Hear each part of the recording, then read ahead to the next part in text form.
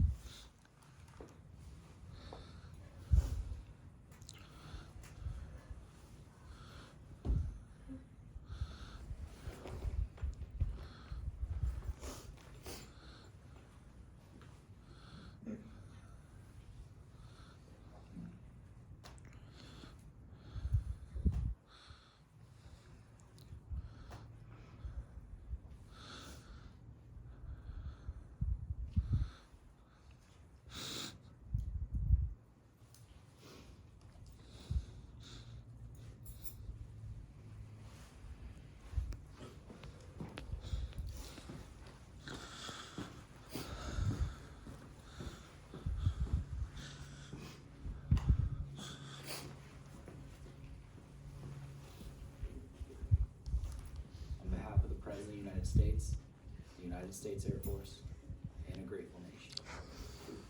Please accept this flag as a symbol of our appreciation for your loved one's honorable and faithful service.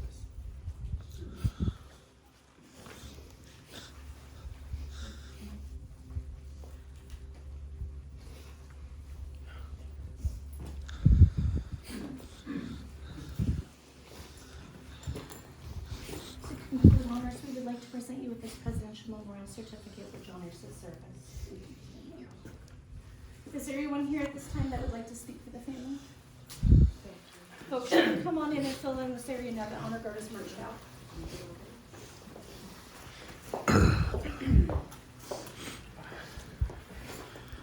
Before we start, I'd like to remind everybody and invite everybody to come back to Vancouver. We'll do a further celebration of life for Dad. There's a poem that I'd like to read. Healing. Sorry. Healing takes the best undone. God saw that he was getting tired. A cure was not to be. So he put his arms around him and he whispered, "Come with me." With tearful eyes, we watched him suffer and saw him fade away. Although we loved him dearly, we could not make him stay. A golden heart stopped beating. Hard-working hands drove us. God broke our hearts to prove to us he only takes the best.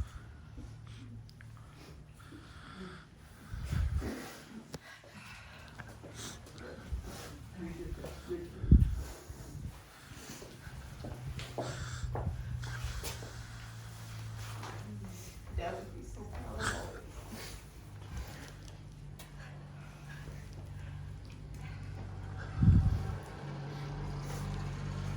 Thank you guys, everybody for being here.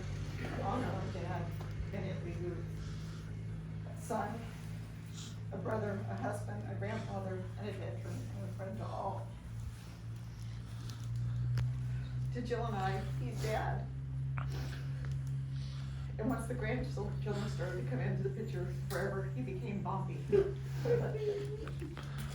Bompy is a name that was given to Dad by his first grandson, Nicholas. When Nick was little, he couldn't say Grandpa, and it came out sounding like Bompa or Bompy. Well, it stuck, and it fits his personality perfectly. His great-grandchildren and grown adults today continue to call him Bompy. His early years, Benny, was born in Seattle and raised with his two siblings, Barbara and Brad, by their dad, Ben Sr., a single father. They were raised between the two Guth homes, their home and Grandpa Fred Guth's home. The Seattle homes are still there today. No longer a Guth family lives there, but there's new families with new members. Ben went to Roosevelt High School in Seattle, and he worked full-time. In chatting with Aunt Barbara in the last few days, she told me that Grandpa Ben Sr. told him that you're either gonna go to reform school or you're gonna join the military. Because he was always going to play pool. Well, he joined the Air Force, and he was stationed at Fort Lee Air Base. And that's when he caught the eye of Judy Byrne Robinson. Mom and Dad were married in 1962 and had 61 years of adventures, travels, friends, and memories. His military career. In 1960, Ben's military career started off working as a safety specialist, and after 1 year and 7 months, he would spend the next 4 years as a tactical aircraft maintenance specialist. In 1970, he was sent to Vietnam to serve in the war. And you were only a year old. Yeah, it was just very little. He recently talked to me about this, and he shared how, for the first time, I had never heard the story of how he was there when the base was bombed. He stayed in a shelter that was similar to a closet for 2 days, in a very small closet area, until help came. He didn't tell me any more details, and that was the first time, the only time I heard him ever talk about anything about the war. As Jill and I and Mom were going through Dad's military items, we found a name badge, and it says, Officers Club, Play Cool. And it's Dad's name, and on it says head bartender. I smiled and laughed because my dad, sure it's a part-time job here and there, but he did it to be with those who were lonely that wanted to go home. We are so thankful for Ben, Dad, for serving our country, and for coming home to us. His military career changed, and at one point, in his early career, as working on planes and aircrafts, someone noticed his artistic abilities, and they would be recognized, and his career would take a turn. He would go on for the next 15 years working as a graphics technician.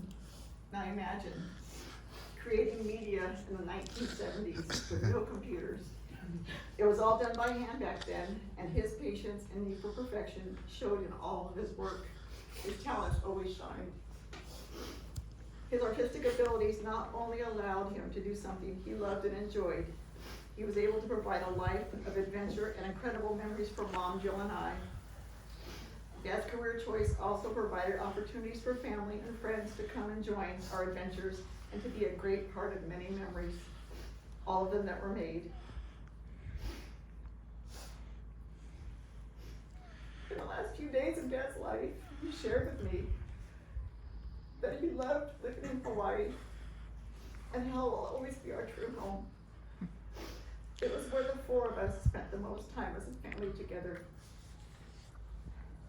One of my fondest memories is of Dad sitting on Bellows Beach, watching the waves with a Primo beer in his hand, always with a peaceful look on his face. That was his happy place. I hope that every one of you, each and every one of you, will think of the visits to Hawaii often, and remember how much joy it brought to Dad, Mom, and us to have you all there. Dad, we can say with no doubt that having Ben Guth as our father is truly the biggest honor that Jill and I will ever have. Jill and I were fortunate to be by his side, holding his hand as he passed away. Amen.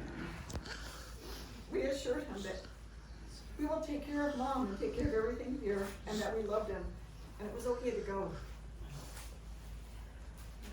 During one of the car rides to his radiation appointment, Dad and I were sitting at a light. He always liked to look to see if the Teslas were going by. And I would often have to follow the Tesla so we could see it close up. We listened to Hawaiian music. And it wasn't a long ride, but for some reason, we were sitting at a light, and I turned and looked at the traffic light and saw my dad's face, looking all around him, taking it all in. The light stayed red for what seemed to be a really long time, as if it was waiting for me for this moment. I turned to Dad and I told him how proud I was of him, and that I wanted him to know Jill and I and Mom think he's the best dad that he could ever possibly be, and that we love him for all that he ever is. I just wanted him to know how much I loved him at that moment. And Dad, being Dad, turned and smiled and said, so polite and kind, "Oh, thank you, I love you too." I think I realized at that point that he was leaving. Dad passed away in his home on November 8th, surrounded by so many loved ones. It was so amazing how many family and friends were present at the moment when he passed, and no one had any idea that he was going to pass that day. There was so much family there. I end our services with a prayer for veterans. I know that Dad would be so proud to be here in the very here. On this urn, at this date, it says Aloha Oi Ahuiho. Until we meet again. If you'll all join me, God bless our veterans. These individuals of courage and valor, with a deep and abiding understanding of our profound gratitude. Protect them and their families from loneliness and want. grant them lives of joy and bounty. May the dedication and honor be remembered as a blessing from generation to generation. Thank you all for being here to honor Bennett Lee Guth, our dad. Thank you. And you're all joining us back in Vancouver to continue the celebration of life. We really appreciate it. There's lovely preparations from Cousin Jessica and Dwayne at their home. Just please, I hope that you get to come. Thank you guys for coming.